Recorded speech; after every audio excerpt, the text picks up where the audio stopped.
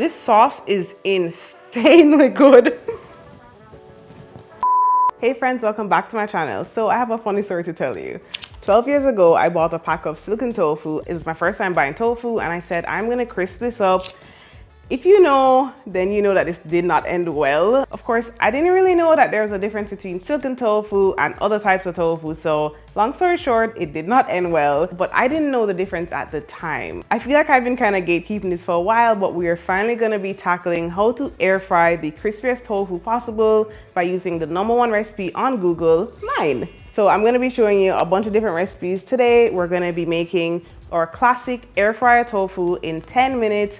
I'm also gonna show you other ways to meal prep it throughout the week, like making this orange air fryer tofu. We're gonna be making a banh mi tofu. We're also gonna be making a peanut tofu as well. And I'm also just gonna be giving you tips in general for how to pair that, how to get you sorted on the tofu train, basically. Let's get started. Okay, let's get straight into pressing our tofu. And if you've been here before, I've shown you this in a couple of my other videos, but long story short, we're removing the extra liquid from the tofu. It's gonna change the texture for the better. It's gonna give you a nice chewier texture instead. Also gonna be removing that extra liquid so that your tofu can soak up all of the extra seasonings that you're giving it and taste exactly how you want it to. If you're not getting crispy tofu, this is probably the #1 reason why. I'm gonna go through a couple of other reasons as well. But if you're wondering, do I really need to press tofu before air frying it? Yes, I will say you can use a couple of other things.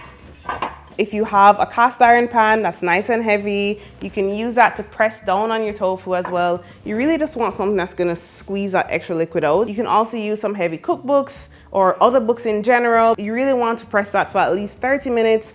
Different types of tofu, you really can get away with maybe like 15, like if you're using, extra firm or super firm, but I really just recommend, if you have the time, to just press it for that full 30 minutes. The #2 reason that you may not be getting crispy tofu is that you're using the wrong type of tofu. In my hands, I have a Silken tofu and I have an extra firm tofu. We're gonna go through Silken tofu really quickly. This is great if you want to use it for, mapo tofu, if you want to use it in like desserts, and I love Silken tofu. You can never get me to hate Silken tofu. It's just not the right tofu for what we want to achieve today. For crispy meaty tofu, you're gonna want to ensure that you're using a firm, an extra firm, or super firm tofu. If you can't find super firm, extra firm is perfectly fine. And I just recommend, again, still pressing it. There's not a lot of liquid in this, but why not? You know what I mean? Just get that extra liquid out. So long story short, be sure to check the tofu just in case. You can normally find Silken tofu on the shelf, but sometimes it sells in the refrigerated section as well. So just be sure to look at the type of tofu that you're picking up. Now that our tofu is pressed, here's the liquid that's removed. And again, I wouldn't recommend using medium tofu here because it's just not gonna give you that same crispiness if that's what you're looking for. Next step is gonna be marinating our tofu with our seasonings. You can also marinate overnight, but for a quick recipe like this, I just use a soy sauce as my marinade. This is gluten-free, but you can use regular as well. And then we're just gonna add in some extra seasonings as well. My camera stopped filming when I added in my garlic powder and my onion powder, so I'm re-adding them so you can see, but we're doing garlic powder, onion powder, paprika, sea salt, and of course, star of the show, or cornstarch. We're gonna also add in our sesame oil and our ground black pepper. So this is a cornstarch that I have right now, but really any cornstarch is gonna work for you. Cornstarch's properties are gonna help to soak up all of that excess liquid that's in the tofu, and it's also just gonna give us a nice exterior coating to really give you that extra crunch. And when cooking, you have to trust the process. If you're like, I know I want my tofu to be as crispy as possible, then add in a little bit more cornstarch, maybe like a teaspoon more. You don't want to go too much. And if you love oregano, add oregano. Like, I really want to make sure that this is a base recipe that works for you. These are my favorite seasonings, but you can definitely switch it up to what you'd prefer. So can you air fry tofu without cornstarch? Yes, you can. You can also use potato starch instead. You can also use tapioca starch. You can use arrowroot starch as well. But yeah, I really do recommend using some sort of cornstarch or cornstarch substitute, because that's going to really make a huge difference for you. In a pinch, flour would also work, but like I said, if you can use those, I'd recommend that instead.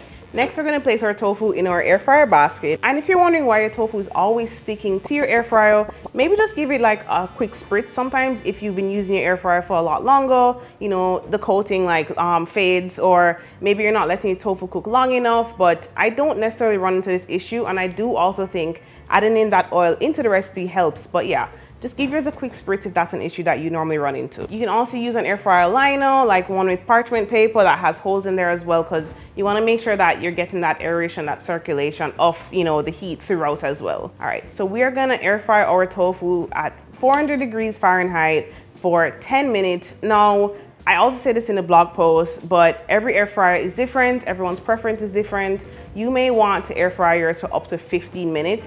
I personally find that when I do that, there is a slight difference, but some of my pieces tend to burn a little bit, so that's why I don't prefer to. There are tons of comments in the blog post if you want to check that out as well, where readers are saying they do theirs for 12 minutes, for 14 minutes, you know what I mean? So it's really up to you what your preference is. Tons of readers love it at 10 minutes on the dot. And it also depends on, am I using this for as a base recipe, you know, a sauce is gonna go on it, or is this gonna be what I'm eating? So yeah, it's up to you and your preferences. And I will be including a link in the description box to a printable version of this recipe, so you don't have to be writing everything down from this video. Okay, while our tofu is air frying, I went through all 400 comments to read what were the most common questions that I kept getting. The number one question I got asked was, what is that sauce? Like, I had a sauce on the side, and to be honest with you, it was such a random sauce. I think it was literally just like a burger sauce that I had made. So I will definitely include a recipe for that in the description box as well. But you can also use a sriracha mayo. You can use a mayo ketchup, which I used to love a lot in high school. If anyone else enjoyed that, let me know. It's really up to you. But yeah, I was kind of thinking of it as kind of like pseudo nuggets, so that's why I did like a kind of burger sauce to go alongside it. Another question I'm also asked is, what if I don't have an air fryer? I also have a baked tofu recipe, a fried tofu recipe, several stovetop tofu recipes as well on the side, so they work perfectly as well, especially the baked tofu recipe. I really do enjoy that one as well. So I will link those recipes in the description box down below so that you can check them out as well. That looks so good already.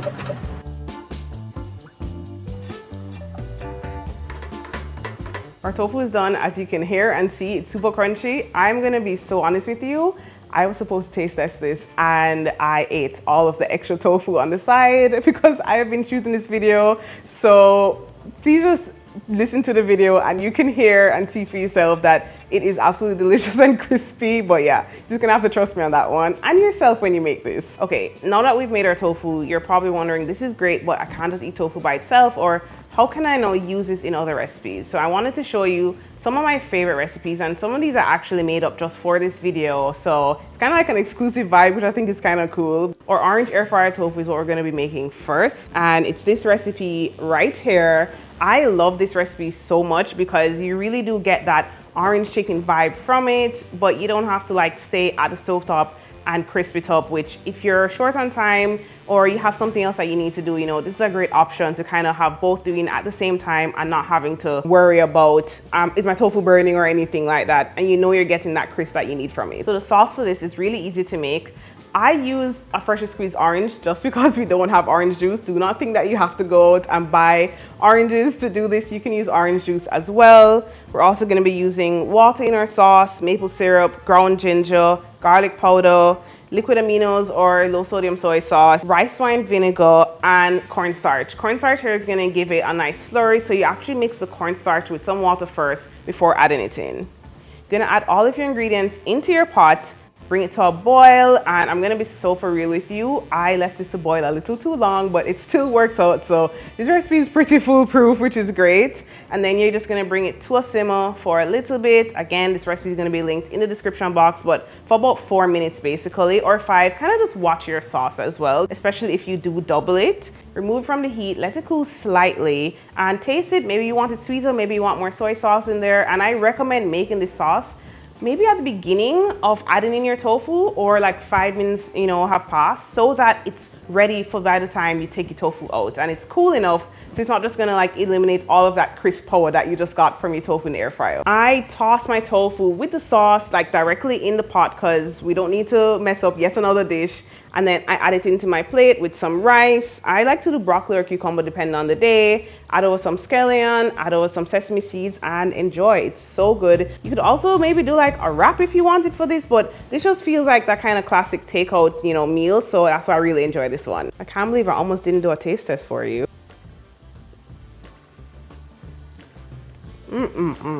That's so good.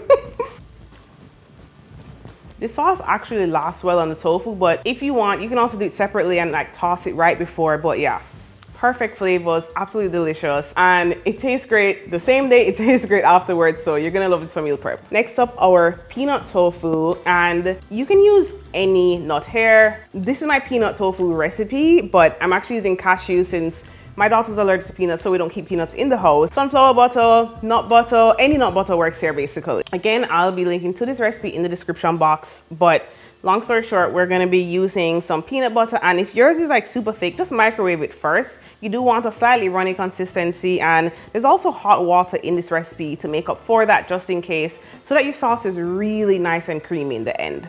We're also going to be adding in some ground ginger. You can use fresh or you can use powdered, some maple syrup or any sweetener, some soy sauce, rice wine vinegar, sesame seeds, and some crushed red pepper flakes as well. You're going to want to mix all of these ingredients together, and if you're like, I really want it super creamy, you can use an immersion blender. I just didn't do it on camera because I just didn't want to have to try and turn my camera into the corner where I had it plugged in, but I did use an immersion blender just to get it super creamy for this video, but it also just tastes great either way. And my nut butter was actually really thick, but if yours is runny, you don't have to worry about the immersion blender. Then you just put your, not that one. Then you just put your bowl together, your tofu, your cucumber, your rice. I added in edamame as well because why not? I love edamame and the flavors work really well here. You drizzle your sauce all over it and it's delicious. Let's do a taste test of this one as well. It's hard to decide which one I like more, but I think I like this one more. This sauce is insanely good. And by the way, for everyone who says that they want to be taste testers, hey, if you want to come help with the dishes, you can taste test all of these with me. It's a hard job to taste test, you know, woe is me. But yeah, you can also swap all of the starches in these bowls for other starches. You can use a wrap instead, you can use quinoa, you can use noodles instead. All of that is going to work for you. And we're actually going to use noodles in our last bowl of the day, our banh mi bowl. I do not have our banh mi bowl in front of me. Let's just pretend I have it right here. I ate that for dinner and it was absolutely delicious. Obviously, I'm gonna include all of the clips from it. It was so, so good. If you love a great banh mi sandwich, you're gonna absolutely devour this bowl. It's gonna have all your classic elements. My husband had actually just pickled some carrots and radishes, so I was like, I have to make a banh mi bowl as our last option to show you because pickled veggies, they are supreme. If you've ever made them, you know, but if you haven't, you're in for a treat. I also really love this banh mi bowl because I feel like of the three, it works really well as a cold lunch as well. If you have to bring it somewhere and you can't reheat it because the noodles taste great warm or cold. For our bowl, I added in the air fried tofu, or pickled carrots or pickled radishes, some jalapenos, cucumbers, purple cabbage, and then cilantro on top. I completely forgot to add that until the end. And to our noodles, I actually added a quick nutrium sauce. So some lime juice, some rice vinegar, some maple syrup, some garlic, and some tamari as well. Just mix that up. I also added in some red pepper flakes. Of course, chilies are a bit more traditional here, but I didn't have any, so I added in red pepper flakes. But yeah, if you want to make it more traditional, definitely do that. It added a really nice flavor and it just gave me what I would have expected from a banh mi sandwich in a bowl. And then I drizzled our sriracha mayo on top. It was just a perfect combination. You can also do so much more with your air fried tofu, but I really do hope that these recipes and tips help you so much, and definitely let me know in the comment section down below if you have more. I'm always super happy to answer them. Once again, everything you need will be in the description box, and the recipe is on my website, jessicainkitchen.com. I will also link that there. I hope you enjoyed this so much. This was really fun. Let me know if you like this shooting style more, where I'm talking to you a lot more directly. If you enjoyed this video, please ensure that you subscribe to my channel so that you are in tune for all of my future videos. Click that bell icon so you get a notification every time I upload. I would also ask if you could please like this video and comment again if you enjoyed it. Which recipe are you gonna try first? Have you ever tried tofu? Did you make that same silken tofu mistake as I did in the beginning? I'm always so excited to hear from you, and I will see you in my next video. Thank you so much for being here. Bye.